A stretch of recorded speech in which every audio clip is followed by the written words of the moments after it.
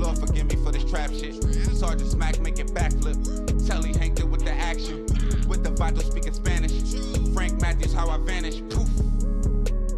Came back like I'm King Tut. Gold BBS is on a beamer. When Fat Cat was 10 queens up. Ball off the profit, not the re-up. Fly like Puerto Rican Jesus. Uptown like I'm Baby May. Just caught a touchdown from the bay.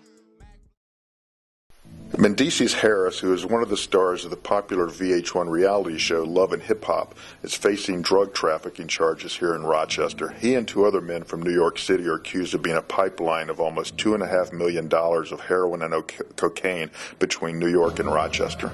I had a conspiracy to move kilos from New York to Rochester, and what happened in that case is, usually when you're in the Fed, somebody get locked up in whatever state they are in, and they get presented a deal. Listen, tell us who got money. We don't care if you did business with them. You just gotta tell us, point us in the direction where the money at, and we light your sentence. And I was pointing at, I had a long run, and sometimes when you know you're wrong, you don't have to fight. Even though this is not my situation, but I got away with this right here, so I'm going to take the plea and take that on the chin and get back to my life. No, I wouldn't say all that. I wouldn't say that. You weren't moving no weight like that, huh? Nah, but I was moving some weight for since a kid, but I wasn't on no El Chapo list. Did it ever dawn on you? But I got some crazy stories about I remember one time I was dealing with a connect, and this is gonna sound horrible, but I put my mom up for collateral. What? Yeah, I was getting a bunch of keys, and they was like, well, you guys show me where your mom live at, because if you run off on this, we can't afford you to run off. Right. And I was like, I ain't had no intentions of running off. Right. So I was like, I'll show you. And I took him, and she had no idea. Right. And I took him. How did you and him get into an altercation? Like, how did y'all two start beefing? Well, it wasn't really a beef because it was like really one-sided, Right. I was the aggressor.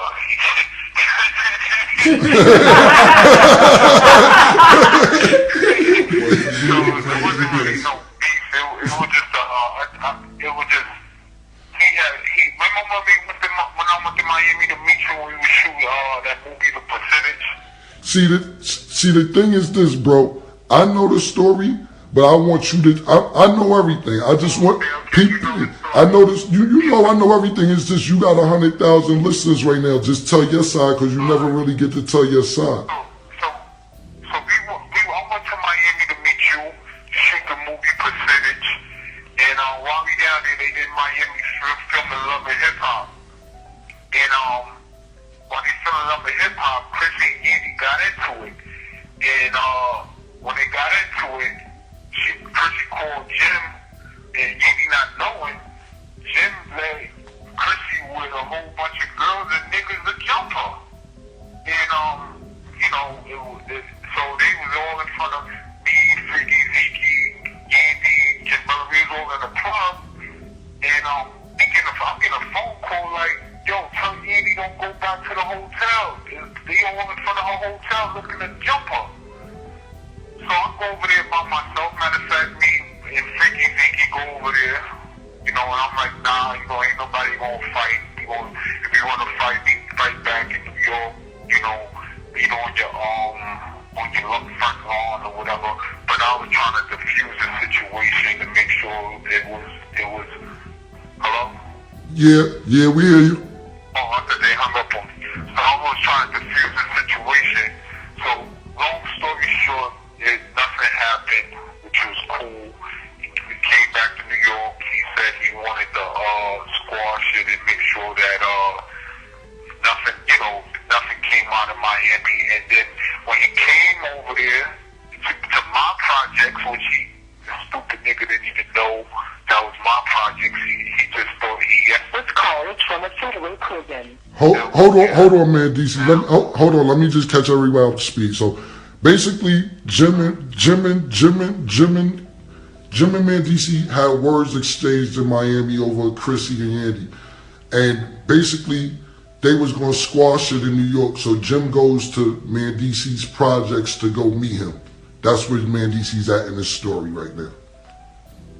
Right. So when I got over there, he was talking calm at first, and then he just started getting loud. And then when he got loud, it was it. It was over. Next you know, he was crying and crawling underneath the car, begging to please leave him alone. And then he called Miss Info and told her it was a boxed out robbery. And I was like, robbery? Nobody takes nothing from him. He just ran and jumped on the back of a motorcycle and left his car there, and his pants was falling. He was falling and tripping, and you know, I didn't know he could run that fast.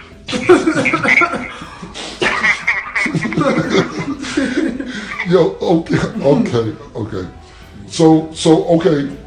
okay. So basically, he came to your projects. Y'all supposed to squash the beef.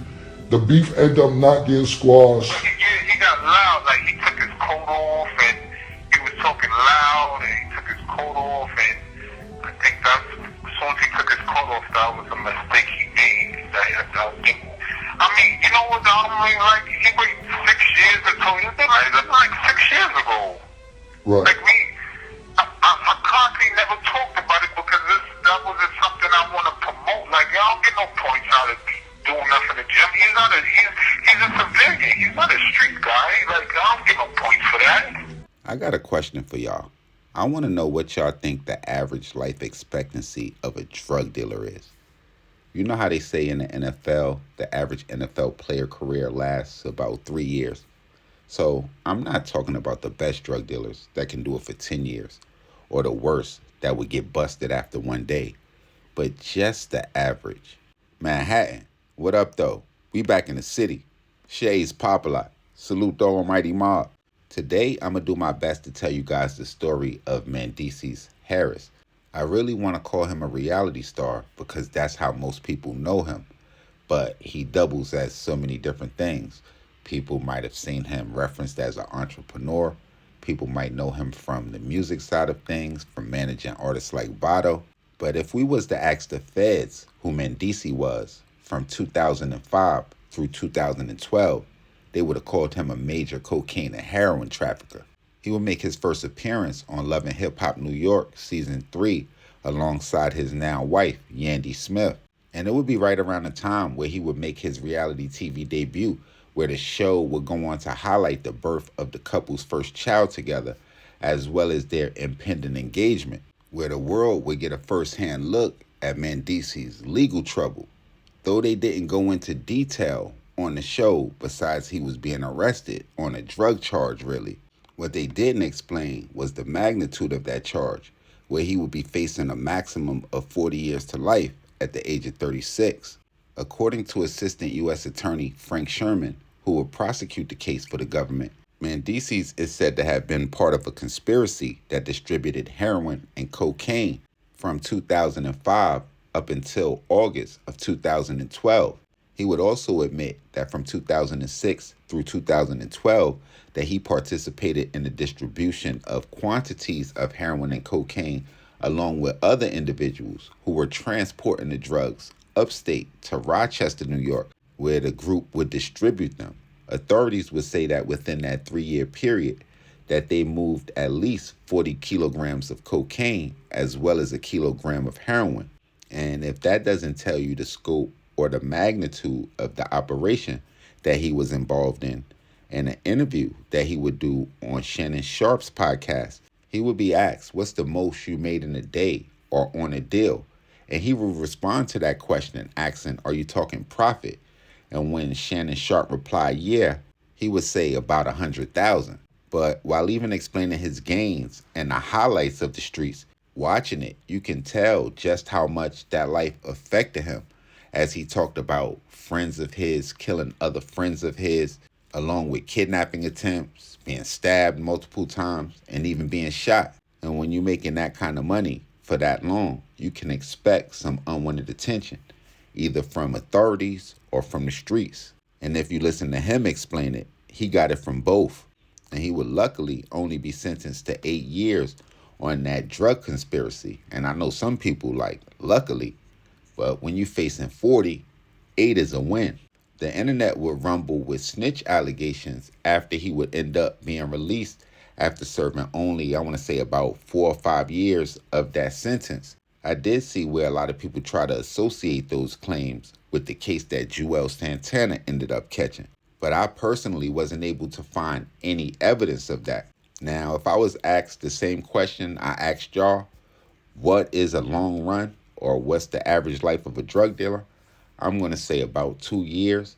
So when you're involved in a conspiracy that goes from about 7 years, when the authorities say that it started at 2005, it might have stopped at 2012 in the case of Mendeecees.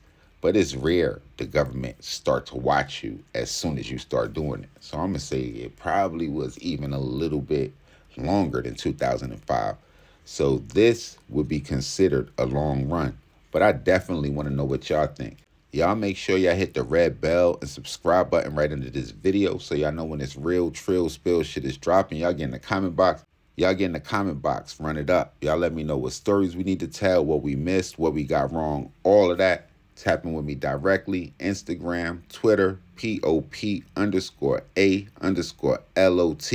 And y'all know the rules. We be back before you know it. Salute the almighty mob.